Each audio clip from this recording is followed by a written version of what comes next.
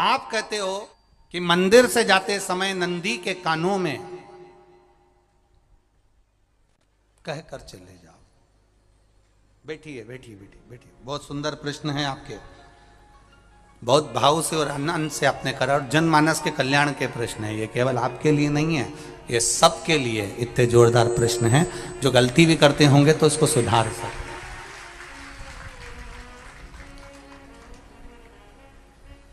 आपने कहा कि नंदी के कानों में कहना चाहिए। लोग हंसते हैं, कहते हैं बताओ वो नंदी के कानों में भगवान को कहना चाहिए। वैसे तो हम आपको एक बात बता दें कि दुनिया के लोग किसी दूसरे धर्म की कभी हंसी नहीं उड़ाते। दुनिया के लोगों को दूसरे का धर्म अच्छा लगता है।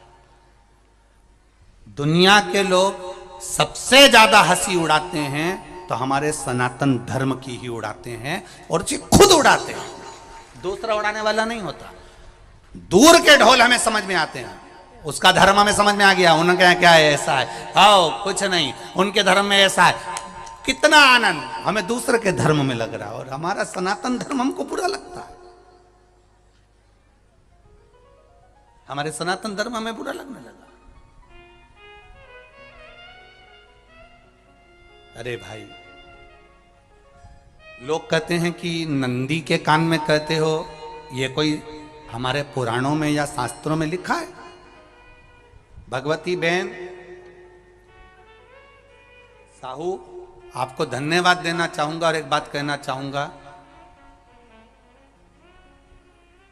जितनी भी शिव महापुराण के अंतर्गत चाहे उपाय जो बताए जाते हैं कि बेलपत्री ऐसे चढ़ाना, काली मिर्च ऐसे चढ़ाना, चावल ऐसे चढ़ाना, धतूरा का क्या महत्व है, शमी के पत्ते का क्या महत्व है, बेलपत्री के पत्ते का क्या महत्व है, ये जितनी भी बातें बताई जाती हैं ये सब पुराण के अंतर्गत से बताई जाती है। अब दुनिया के लोग इसको चाहे टोटका कह दें, चाहे दुनिया के लोग इसे टोना कह दें, पर पुराण से हटकर कुछ नहीं। और आप लोगों को अगर बोला है कि नंदी के कान में कहकर भगवान शंकर के मन में बात पहुंचे, तो ये क्यों कहा, तो ये भी हमारी शिव महापुराण में लिखा है, जलंधर के चरित्र में। कोई आपसे कहे कि नंदी के कान में बोलने से क्या होता है, ये जलंधर का चरित्र कह रहा है। मां पार्वती जी का हस्त कमल पकड़कर जलंधर लेकर जाने लगा।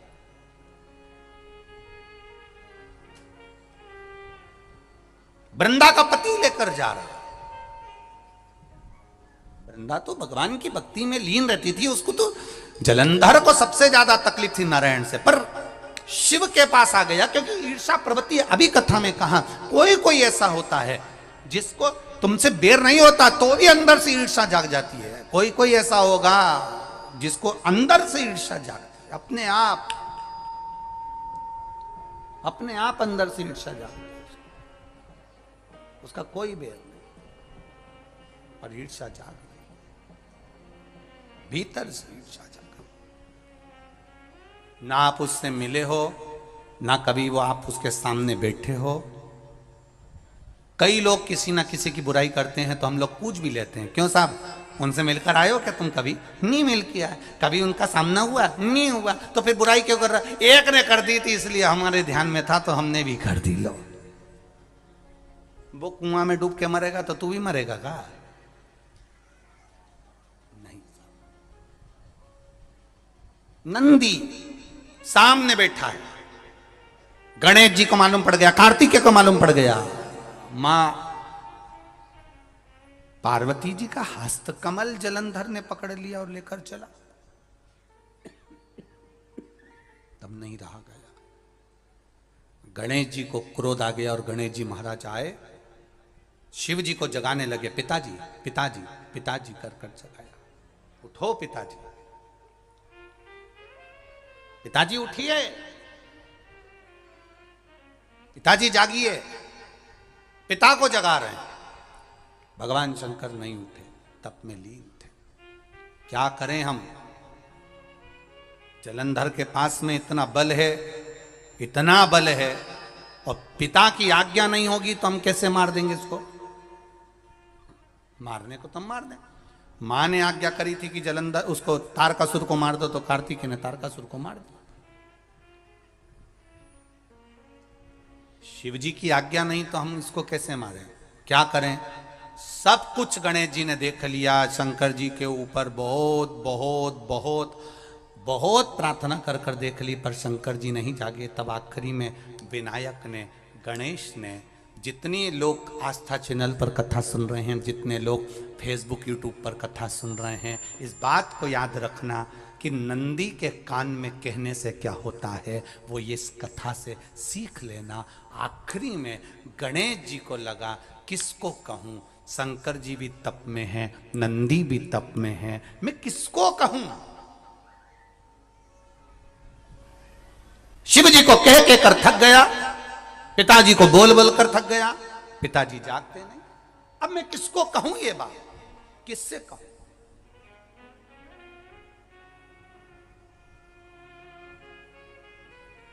विनायक गए सीधे अब नंदी के पास में। नंदी भी तप में लीन थे, शंकर जी की ओर मुख था, शंकर जी की ओर मुख था।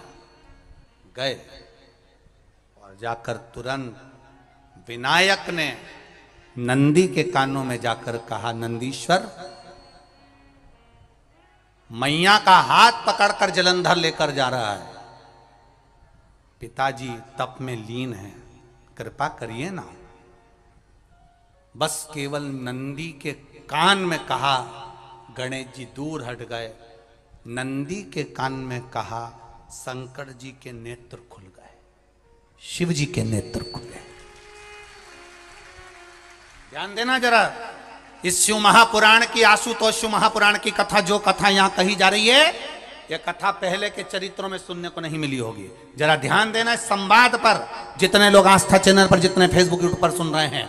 सनातन धर्म की हंसी उड़ाने वाले कह देते हैं नंदी के कान में कहने से क्या होता है, नंदी के सामने जाकर बोलने से क्या होता है, नंदी के पास बैठकर बोलने से क्या होता है, नंदी के पास बैठकर शंकर जी का मात्र दीदार करने से क्या होता है, दर्शन करने से क्या होता है। वो अच्छे से समझ लेना, जो लोग सनातन धर्म पर उंगलियां उठाते हैं वो अच्छे से समझ लें इस बात को।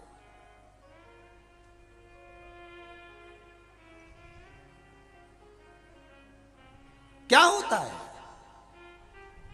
नंदी तप में लीन, शिवजी तप में लीन, शिव नहीं उठ रहे। विनायक ने नंदी के कानों में जाकर कह दिया, नंदी के कान में जाकर कहा, नंदी के नेत्र नहीं खुले। नेत्र किसके खुले? जम के बोलो, महादेव के खुले, शिव जी के खुले। ये मन का तार, नंदी शंकर की आराधना कर रहे थे, शिव अपनी भक्ति में डूबे थे। यहां कहा, यहां पहुंचा, जो दिल में था उस तक बात पहुंच गई। नंदी के दिल में शिव थे, तुम कहे, नंदी ने शंकर तक बात पहुंचा दी। वो सूत्र जो बंधा था दिल से दिल तक का, वो पहुंच गया। वो सूत्र जो दिल से दिल तक बंधा हुआ था, मन से बंधा हुआ था, खबर वहां तक पहुंच गई, खबर पहुंच गई। उसको जानो, लुटाइए, ये मौका मिला है आनंद का, दिल से प्रेम लुटाओ। नंदी से कहा, नंदी ने देवादिदेव महादेव से नहीं कहा। केवल नंदी आंख बंद कर कर बैठे थे, कहते से ही भगवान गणेश के शब्द शिव जी तक पहुंच गए। शिव जी के नेत्र खुल गए और उन्होंने जलंधर के पास पहुंचकर पार्वती जी का हस्त कमल छुड़वाया। जरा विचार करिएगा, आप नंदी से कहते हो मेरे महादेव तक बात पहुंच जाती है, आपको केवल नंदी से प्रेम से कहना है, नंदीश्वर मेरे बाबा, ए मेरे बाबा, आप रोज शिव जी को लेकर भ्रमण पर निकलते हो, मुझे बहुत दुख है, आप मेरे दुख को मिटाने के लिए मेरे दरवाजे पर क्यों नहीं आते? नंदीश्वर से कहा, शिव जी तक बात पहुंच जाएगी, शंकर के नेत्र आपके लिए खुल जाएंगे और महादेव आपके यहां खड़ा मिलेगा, मेरा महादेव आपके पास में खड़ा मिलेगा। आशुतोष शिव महापुराण की कथा कहती है, लोग कहते हैं नंदी को कहने से क्या होता है, ये शिव तत्व की कथा आशुतोष शिव महापुराण कह रही है। कहा वहां तक पहुंचा, दिल से दिल का।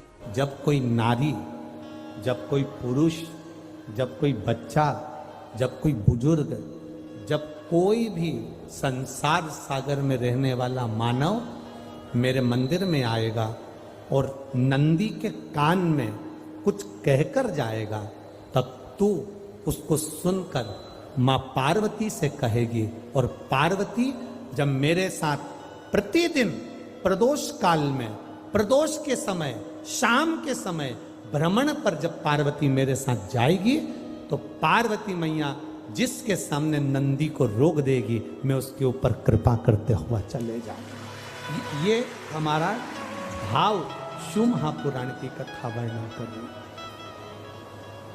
ये हमारा भाव भगवान देवाधिदेव महादेव का चरित्र वर्णन कर रहा है, ये शिव तत्व वर्णन कर रहा है। कितने लोग हैं जो भगवान नंदी के कानों में कुछ कहकर आते हैं? बोले हो कभी? सीधे बोल देते हो क्या जाकर?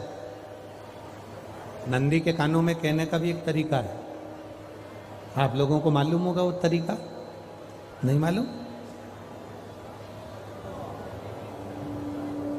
ये बेलपत्री की जो डंडी रहती है ना, बीच का जो भाग है, ध्यान दिए ना जरा सा, ये बीच की जो डंडी है, फिर से देखिए, बेलपत्री के 2 पत्ते और उसके पास में जो बीच की जो डंडी का भाग है, दिख रहा है आप लोगों को? ये 2 डंडी, ये बीच की 2 पत्ती और उसके बीच में जो 2 डंडी का भाग होता है।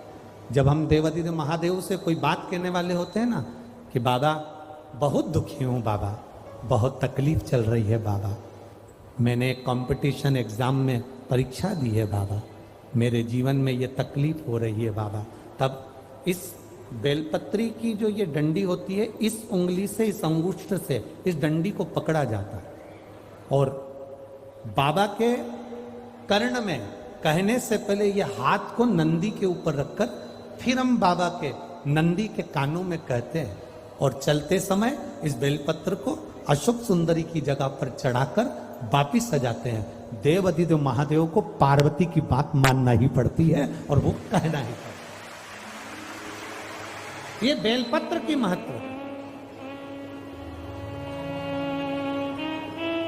ये जितना फल एक बेलपत्र की पत्ती में, उतना की उतना फल हम आपसे फिर कहेंगे।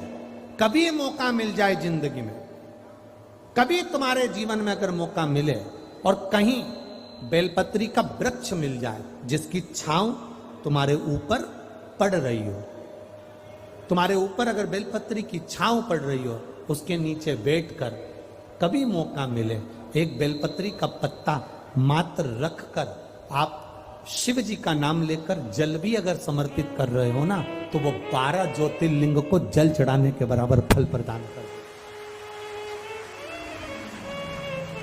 एक बेलपत्री का पत्ता, एक बेलपत्री का वृक्ष, एक बेलपत्री के वृक्ष की छांव हमारे जीवन को कृतार्थ कर देती है, धन्य कर देती है। कई माताएं कहती हैं, गुरुजी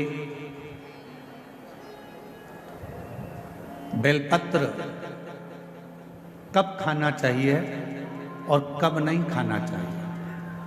शिव महापुराण की कथा कहती है, जब शरीर में रोग हो, शरीर में कष्ट हो, तब शंकर जी की चढ़ी हुई बेलपत्र अगर पूरी 3 पत्तियां, मान लो आप पूरी 3 पत्ती भी बेलपत्र की नहीं खा सकते, तो बेलपत्र के आगे की थोड़ी सी एक अंश नोक मात्र भी आपके मुख में अगर जाती है, तो भी वो उतना ही असर करेगी जितनी पूरी पत्ती करती है। एक अंश मात्र। अब कोई तुमसे पूछे क्यों महाराज जी ये कथा कहाँ मिलेगी, तो स्कंद पुराण में, शिव महापुराण में, देवी भागवत में इस कथा का वर्णन है कि भगवान देवाधिदेव महादेव काकड़िया की रोटी बनाई, काकड़िया की साग, और परसे माता पार्वती जी पावे भोलानाथ, माना शिव रटोरे, छोड़ दो कपट मन शिव रटोरे, शिव रटोरे मन शिव रटोरे, छोड़ दो कपट मन शिव रटोरे। काकड़िया की रोटी बनाई, काकड़िया की साग, काकड़िया की रोटी बनाई, काकड़िया की साग, और परसे माता पार्वती जी, परसे माता पार्वती जी पावा भोलानाथ, मन शिव रटोरे, छोड़ दो कपट मन शिव रटोरे, मन शिव रटोरे, मन शिव रटोरे, छोड़ दो कपट मन शिव रटोरे। हमारे यहाँ शास्त्रों में ऐसा मिलता है कि पार्वती जी भोजन बनाती हैं, शिव जी को खिलाती हैं। भोजन करने के बाद बाबा भोलेनाथ जब भोजन कर लेते हैं, जो पात्र में भोजन बचता है उस पात्र के एक अंश को पार्वती जी निकाल लेती हैं, एक अंश को गणेश जी निकाल लेते हैं, एक अंश को कार्तिकेय निकाल लेते हैं, और बाकी का जितना अंश है उसका कुछ भाग गण ले जाते हैं और उसका कुछ भाग देवता अपने साथ लेकर जाते हैं। तो कहा 33 कोटि देवताओं को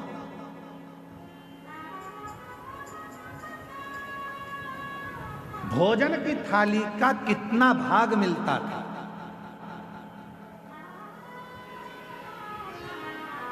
जरा ध्यान से सुनना प्रयागराज वाले, जितनी मेरी जीजियां बैठी हैं, जीजा बैठे हैं, मेरी बेटियां बैठी हैं, बेटा बैठे हैं, जितने मेरे बुजुर्ग माँ बाप बैठे हैं, सब सावधानी से सुनना। और जितने आस्था चैनल पर, फेसबुक, यूट्यूब पर, जितना सोशल मीडिया पर सुन रहे हो, सब सावधानी से सुनना कि शिव जी की थाली में से जो भोजन बचता था वो 33 कोटि देवता, अब ध्यान देना, गणेश जी का हिस्सा निकल गया, पार्वती जी का निकल गया, कार्तिकेय जी का निकल गया, योगिनियों का निकल गया, गणों का निकल गया, उसके बाद में देवताओं का हिस्सा। आखिर वो देवताओं के हिस्से में से 33 कोटि देवताओं को उस भोजन में से मिलता कितना, कितना भोजन मिलता होगा, वो प्रश्न है। तो कहा प्रसाद का मतलब क्या है? जो शंकर जी की थाली में से भोजन जाता था, भगवान नारायण के लिए लक्ष्मी जी लेकर जा रही हैं, और वैकुंठ जाते जाते जितने देवता उस प्रसाद का दर्शन करते थे, वो प्रसाद उतना उतना उन देवताओं की दृष्टि में समाहित होकर उनके हृदय में उतरता जाता था। भोजन का कण मात्र का दर्शन भी सुख दे जाता, कण मात्र का दर्शन भी सुख दे रहा।